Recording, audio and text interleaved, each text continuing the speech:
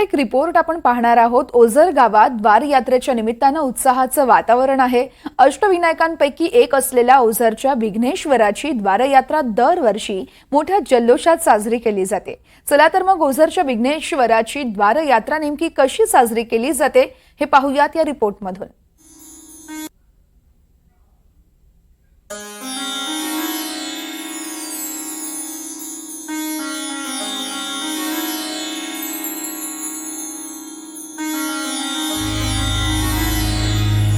अष्टविनायकांपैकी एक ओझरच्या विघ्नेश्वराचं हे क्षेत्र। अष्टविनायकातला हा 7वा गणपती।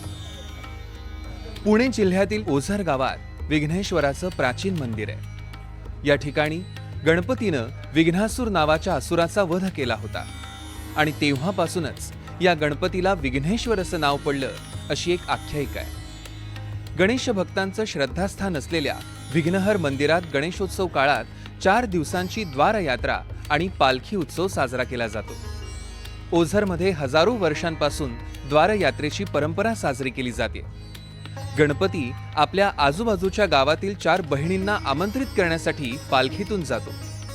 उंब्रज, धनेगाव, शिरोली खुर्द आणि ओझरमधलंच आंबेराई या मंदिरांमध्ये जाऊन गणरायाच्या बहिणींना आमंत्रण दिलं जातं। उंब्रज येथे द्वार जातं।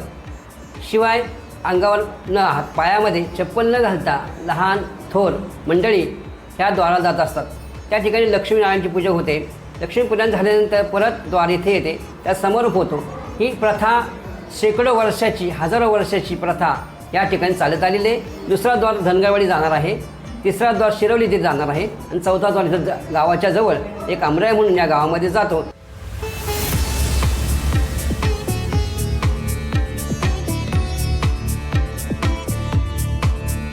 काय ही परंपरा आहे, कशा पद्धतीने हा सगळा सोहळा होतो, कधीपासूनची परंपरा आहे आणि एकूणच सगळी परंपरा कशी आहे? खरं तर ही हजारो वर्षांची ही परंपरा आहे। अष्टविनायकातील प्रमुख स्थान असलेलं श्री क्षेत्र ओझर आणि ओझरची श्री विघ्नेश्वराची द्वारयात्रा आज पहिला दिवस महालक्ष्मी मातेला